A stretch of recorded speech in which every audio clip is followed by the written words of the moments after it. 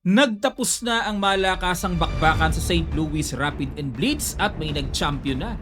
2 games ang i-analyze natin. Best game ni Wesley So, the second round robin ng Blitz at ang best game naman ng nag-champion na talagang matibay.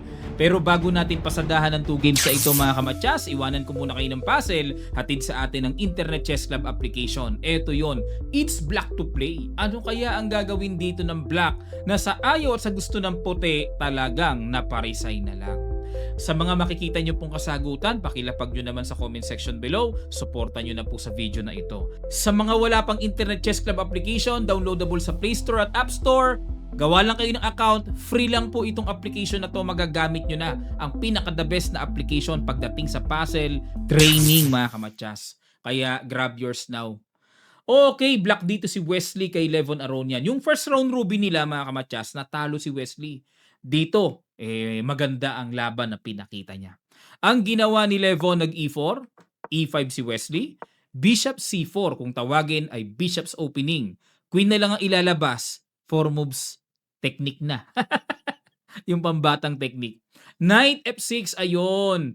Okay, threat ang pawn sa E4 at nag D3, Bishop C5 labas, Knight C3, C6.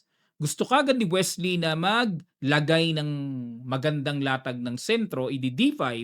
Nag Knight F3 muna, tiniret ang pawn E5 pero nag D6 na lang. Kasi yung D5 po, para po sa inyong kaalaman, ano, pagka kinain-kain, meron kasing Bishop B5 check. Tapos may mga kain na sa pawn E5.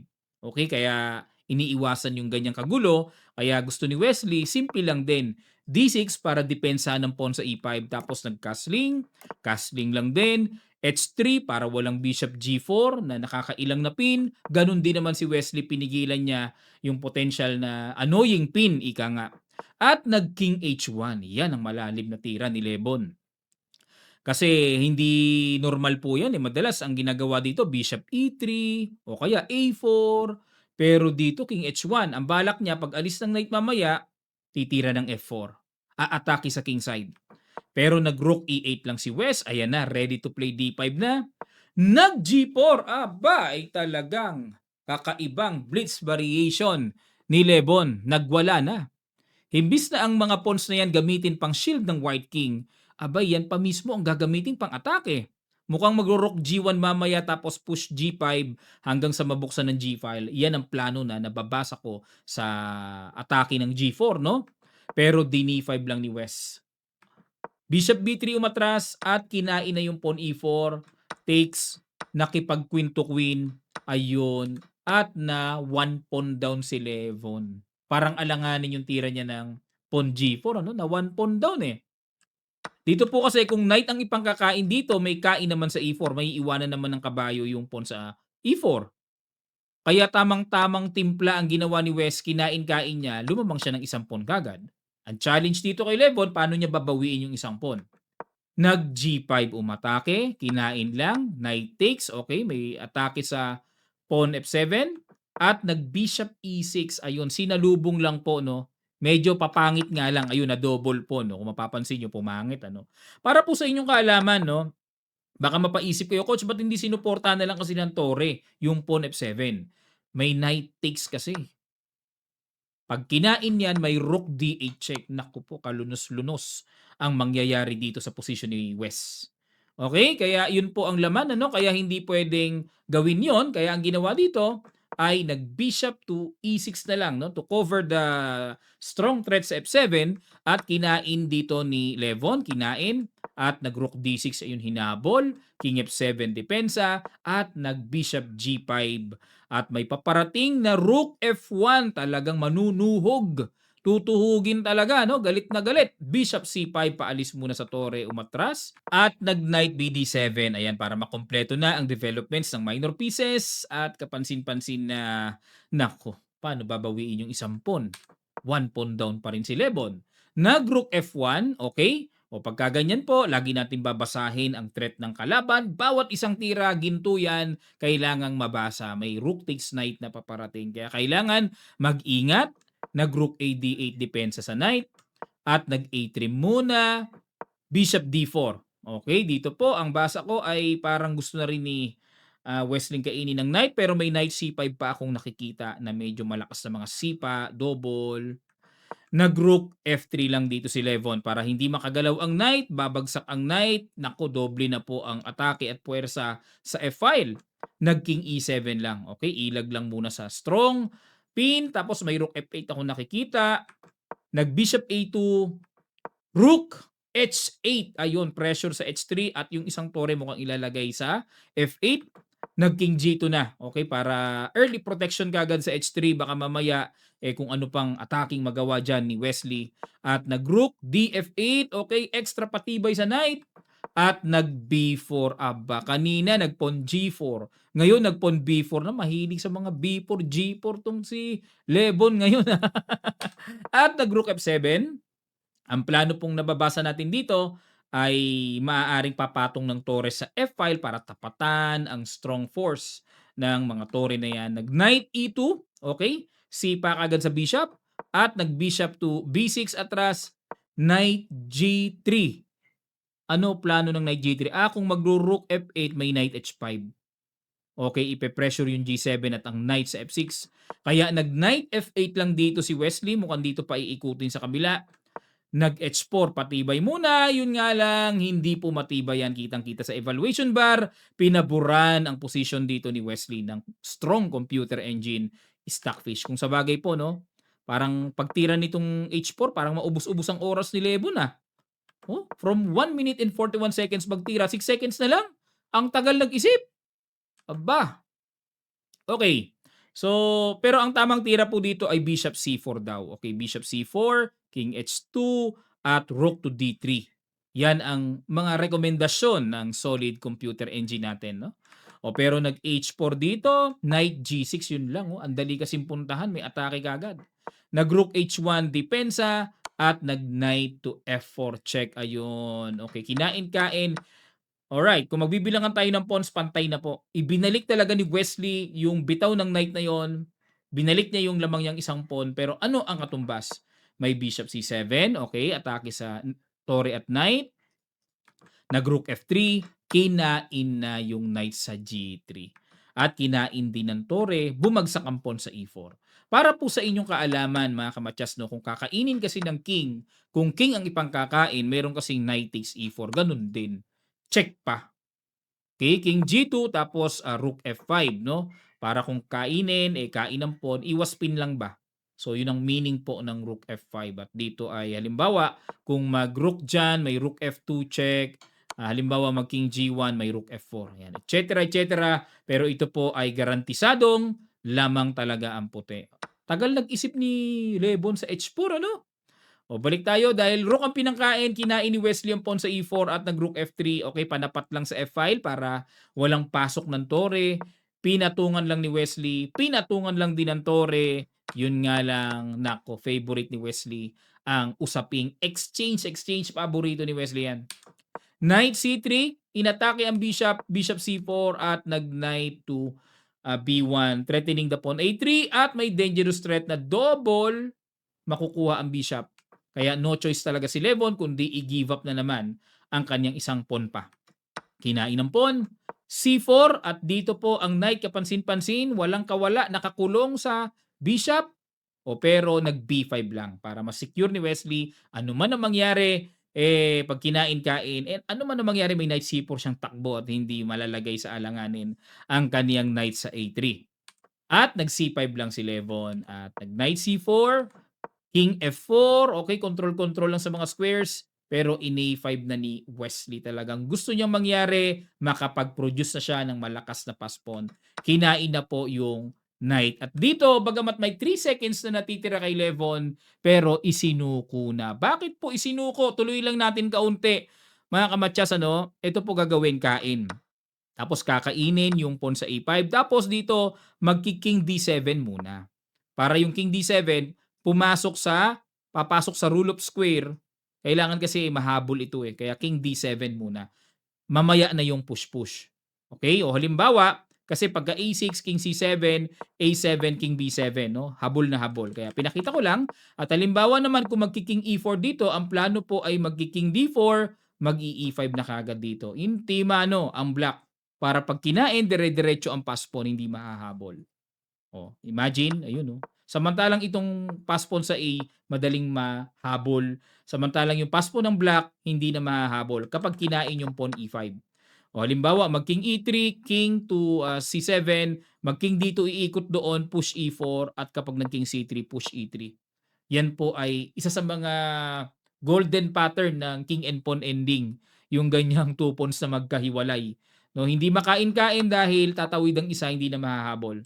Nasusugswang dito ang white king, samantalang kung gaganon-ganon lang naman, ito po ang gagawin pag wala nang ginawa dito, mamimitas na uubusin ng black dito ang pawns. Kaya dito pa lang sa posisyon na to, pagkakain ni Levon, hindi na nga niya pinakain si Wes ni-resign na dahil alam niya na talo na ang latag pagdating sa endgame. What a very nice endgame fight by Wesley So mga kamatsas, ano? Congrats kay Wesley. Mamaya papakita ko po yung standing, no? Pagkatapos nating i-analyze itong best game ng nag-champion sa torneyong ito, pag-aralan po natin. Ang ginawa ni Prag, nag-knight F3, nakiramdam muna. Knight F6 si Sindarov, B3, Larsen opening. D6, Bishop. Oy, akala ko. Usually ito kasi kasunod sa sequence diyan di ba? Pero nag-D4, aba, mekos-mekos na ito. Saan mauuwi? Nag-G6, ayan. Naka-King's Indian defense pattern naman itong si Sindarov. At nag-G3, ayun, pa-double fianchetto pattern naman. C5, pineresure kagad ni Sindarov ang pawn D4 at dito kinain. Queen A5 check, yan talaga ginagawa dyan, ano? Kasi kung kakainin po yan, pangit na pangit kagad. No, hindi na makakapag-castling ang Black King. So, hindi po ginagawa yan. Ang ginagawa talaga pagka ganyan, Queen A5 check. Knight BD2, kain yung pawn C5, tapos nag-Queen C1. Yan ang mahiwaga sa tira ni Prag. Bakit nag-Queen C1? At bakit hindi tinuloy yung natural na dinidevelop na ganyan? Meron po kasing Knight G4. Threatening matchas. Naku po, ang sakit kagad ng tama. Sakit kagad. At halimbawa, mag-Knight to E4, para pang-atake at pang-depensa. Tapos hanging pa, tapatan pa yung bishop. Kakainin na kasi to libre. Okay, so knight E4, meron po kasing queen B4 check. May ganyan kasi. Laglag oh. Alin ang malalaglag? Pag hinarang to, di kain ng libre yung bishop. Pag nag C3, di kain ito. Laglag ang isang pyesa. Ang aga pa lang, opening pa lang, nang tatrap na si Sindarov, ano? Kaya magandang laban itong dalawang to. May kargahan talaga eh. Queen C1 muna para proteksyonan ang bishop at wala yung mga ganong-ganong knight G4. At nagcastling bishop G2, knight C6 at nagcastle Queen H5. Nilagay lang dyan para may bishop H3 na paparating. Nag C4, bishop H3 na. Pamatay na sa strong fianchetto bishop. At nag bishop C3. Ano plano ni Prag? Mukhang papatong ng queen sa B2 para i-pressure ang fianchetto bishop naman sa G7. Kinain-kain at nag B5. Yan ang mga kargahan ni Sindarov. Oh. Ako muna dedepensahan nga ng queen. Gusto na niyang palambutin, basagin ng C4. Pero nag queen C2 lang. Rook C8, pressure sa C-file. Queen to D3. Paislog-islog lang si Prag, no? Kinain na kain at nag queen D5. Hinamon ng queen to queen. At nag-rook D1, dinipensahan ng queen. Kinain-kain at nag-rook B8. Ayan, mga tamang pormahan ng mga tore. Nag-rook E1. Okay, nakikita natin plano is to play E4 tapos E5. Yan ang nakikita kong gustong ma-achieve ni Prag dito. At nag-D5. Inunahan na ni Sindarov ng gulo. Knight E5 pasok. E6 para talagang solid lang ang pawn D5. Kinain-kain at nag-bishop D4, rook C8. Yun nga lang, dito mga kamatyas, kapansin-pansin na grabe ang lakas ng control ni Sindarov sa C-file. At kinain na yung pawn sa A7 pero mabilis lang makabawi kasi double attack, mababawi din yung pawn sa A2. Bishop D4, kinain ang pawn sa A2 at nag-B4. Knight E4, okay, tapatan ng mga bishop at nag-B5. Ayun no, papasok sa o ipupush na yan. Pero maganda siguro malagyan muna ng rook behind pass pawn para hindi maka-atake kagad basta-basta. No? Pero kinain na yung bishop, kinain. Rook B2, inunahan kagad ni Sindarov. Principle po kasi yan eh. Rook behind your opponent pass pawn. Para hindi siya makaprogress, mas maganda yung rook nasa likod ng pass pawn ng kalaban. Nag-rook B3. Talagang gustong paalisin kagad ni Prag. Alis dyan. Hindi move ang aking pass pawn dahil dyan. O, kinain-kain, nag-rook C4 ang plano ni Sindaro pupunta po sa B4. Malakas talaga. Ito yung masasabi kong prime talaga, prime time talaga ni Sindaro. Nagagandaan ako sa mga tira niya eh. Solid. Rook C1, okay. Exchange pero nag-rook B4, double attack. Knight C5, ayun. Ito na lang ang pinasok na paraan na nakita ni Prag, no? Pero nag-knight to D6. Dito po kasi ang plano ni Prag, pag kinain kasi yung pawn sa B5, kakainin to, kumbaga parang papasukin yung ganitong klaseng endgame na, okay, lamang ka na isang pawn, pero same side, mahirap pa rin yan. O limbawa, mag F5 dito, and then, kahit mag E3 na lang. So dito ay kitang-kita sa evaluation bar na equal, tabla. O yun, pinalamang nga ng isang pawn, pero double pawn, pero tabla pa rin yun eh. Galing ni Prag, no? Nag-knight D6 lang dito yan. May option naman dito si Sindarov na, ayan na, pababagsakin na niya ng buong buo yung pawn sa B5, knight D3, nakuha na nga successfully. So lamang ng extra pawn dito si Sindarov. At nag-rook C6, knight C4, nag-rook C7, ayan, para may control-control sa 7th rank. At nag-rook A5, mukhang bababa na dito sa A2 para ma-atake yung pawn sa sa E2. Nag-H4 na. Pagka ganito may mga planong mag-H5, H6, no? Rook A2, threat ang pawn, at nag-King F1, depensa muna. Nag-H6 para kung mag-H5, mag-G5 lang. Hindi magpapasira kasi pagka yung gantong diskarte mga kamatyas, pag nag-H5 kinain, double pawn lang din naman yun, kaya piniprepare na may push G5. Nag-G4, okay? G5 na at kinain-kain, nag-F3. Okay, 4 versus 3. So ito po yung mga klaseng endgame na napakahirap nito sa black. Kahit lamang pa ng isang pawn yan.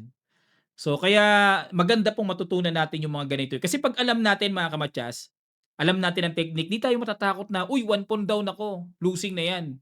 Hindi. Hindi lahat na nagpapa 1 pawn down sa endgame, losing. Kagaya nito, oh. Ang hirap nito, paano ko convert to? Grabing gapangan ito. Knight C5, threatening knight takes pawn. King F6, King F2, Knight E5, check. Ayun, hinuli na talaga. Tama yung decision dito ni Prag. Kain-kain. Nahuli na yung knight eh. Para mas maginhawa, mas madali ang pagdadrive. Rook and pawn ending ang dapat pasukin. Rook A4, King E3, Rook A2, King D3. Tingnan natin kung anong pilit ang gagawin dito. Kaya nag-Rook A5 para makapush E5 si Sindarov. Check, gumanon, and then boundary, bakod. As much as possible, mapigilan po ang activation ng Black King. Chumek, King F2, D4,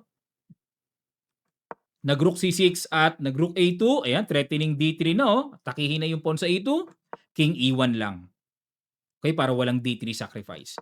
Nag-F6, boundary. Bakod lang binabakuran lang ni Prag yung king ni Sindarov. Rook A3, King F2, gumanon. Okay, wala. Walang mapoprogress yan dyan. Di nga makapush kasi nakapin eh. King F7, ayun, bumalagbag na po si Sindarov. Siya na yung nagbitaw. Binalik niya yung isang pawn. Kinain. Rook E3 para babawiin, kaso may Rook D6 ganon, and then ayun ang malupites. Check, ganun lang. Balik ulit, threat. Sa F4 na chumeking G3 at naging E7, Rook A6. Bakod lang sa Black King. Hindi kasi kakayanin ng Torre lang mga kamatyas without the King. Hindi kakayaning makonvert ng mas maganda pang position or panalo. King D7, Rook C6, Rook B6, King E7, Rook A6, Rook E4 threat ang pawn, King F3. Depensa, may atake pa. Check, gumanon at nag-Rook to E6. Syempre, makikipaghamon ba? Layo. Huwag kayong makikipaghamonan or makikipag-exchange kapag dihado tayo ng isang pawn, malulugi tayo sa bandang huli. Okay, Rook E4, threat ang pawn. King F3, check ulit, King G3, and then King E6. Ayan, nakaprogress ng bahagya ang King dito ni Sindarov. Nag-Rook A3, Rook E4, threat ang pawn. King F3, check. Sinabay na. Sinabay na pala. Okay. Kinain-kain. Okay, King and pawn ending mga kamatyas. King E5. Nasa kamay dito ni Sindarov yung power of King opposition. Pero sakto dapat ang gawin dito ni Prag na timpla. Nag King F3, King D4. Oh, squeezing ito squeezing. Kumbaga paglalayo yung king, madadali ang alinman sa mga pawns. Grabe, no? Galing pa rin ng pinasok ni Sindarov. Pero king F2 lang pala ang sagot. Opposition, diagonally. Opposition din yan Naka-diagonal nga lang. King E4, E3. Saktong-sakto pala yun. Gumanon, ganun lang. At gumanon, ayun. Yun po yung tamang tira, no? Kasi kung King D2 gaganon, di King D3 lang, talo ka agad.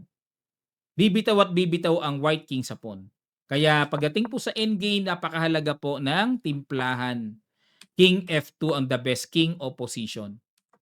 King doon, King G2. What a perfect long distance or long distant opposition kung tawagin. Yan ang tamang tira dyan. Gumanon, ganun Yan perfect Nasa mga endgame lessons yan kay Mark Dvoretsky. Distant opposition. Gumanon, gumanon. Doon, King C4. Talagang gustong pilitin talaga ni Sindarov. Sumala yung paa talaga. Gusto niyang pasalahin ang paa dito ni Prag sa endgame na to. Pero King G2 Sakto Every time na lalapit yung King sa D3, met by King F3. Yan lagi ang nakahanda mga kamatyas. Ang ganda, very instructive ang endgame na to. Nag-King B3, tingnan nyo kung gaano kalayo. King F3. Ayan, kumbaga sa isip ni Prag, masyadong malayo na yan, boy. Pag ako nakaganito, matatalo pa si Sindarov dyan pag nakaganyan, pumunta doon. Teka muna, dito, kain. Ay, may diskarte si Sindarov. Another good move, King G3. Distant opposition. Perfect waiting move. Hindi lahat ng tira pasugod. Pag sumugod po kasi talo kagad. Tingnan nyo, talo kagad. Ayun May depensa na, lipad pa yung pawn sa G4. Another variation ay, kapag gumanito, kung dito naman babalik, baliktad na po. Meron ng King to D3. At kapag gumanito, meron ng King to D2. Gumanon, may dito na pala. Sa baba na pala. Meron ng bababaan O di hindi na maka-King F2. Naku po, pagka gumanon, di dito lang. Ubos. Pag pumunta dito, kain. Talo.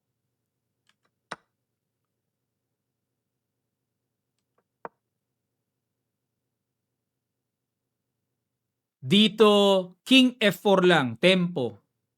Wala na. Dito, bitaw, kain dito. So, sabay kain din yung pawn sa G4. Dito po kasi may kaunting may kaunting trick Pag kumain kasi dito mga kamatyas, may King E6. Pagka gumanyan, may kain dito. Yan Pag kinain ito, kain yung pawn, tabla. Ganda ng king and pawn ending fight nila, Pag pag nag G4 may E5. Sabayang promotion queen, tabla rin yan. Ang galing napakahiwaga ng king and pawn ending na to. So kailangan king F4 muna. Tempo. Para pagka gumanon di kain to. Pagka gumanon, pwede nang kumain, kain dito. Sabay kain, punta king, hindi na mahahabol yung paspon. Grabe! Ang galing. Kaya dito ang perfect move na ginawa dito is King G3, na King C2, King G2. Perfect distant opposition. Ayan Saktong-sakto talaga. At dito po nagtabla na. Naramdaman ni Sindarov lahat ng pasikot-sikot, tabla na, and then tingnan nyo po yung dying seconds sa sila pareho. Mahirap magkwenta yan mahirap mag-analyze yan. Ganyan na lang kaikli ang segundo pero timplado ng kanilang mga calculations Galing, parehong magaling. Nagtabla man, ito po ang standing nila mga kamatyas. Kahit tabla, napakaganda ng instructive endgame talaga yung pinakita nila. Okay? So dito po, nag-champion si Pragdananda at tumanggap siya ng $50,000 plus elegant trophy. So ang score niya overall combined with Rapid and Blitz ay 23.5 points. Sindarov, halos dikit lang din, 22 points. At Wesley So, 20.5 points. Ayan po, So Wesley, hindi na po masama ang kanyang performance. Napakaganda na para sa akin. Kasi, pangatlo Malaki rin ang premyo ni Wesley. At ang pagkakasunod-sunod, Aronian, Van Forest, Caruana, Dominguez, Anish Giri, Kmer at Iwanderly Yang. Maraming salamat po mga kamatyas sa inyo pong matigang panonood. Sana po na-inform, natuto kayo, and don't forget to subscribe this channel. Hanggang sa muli po.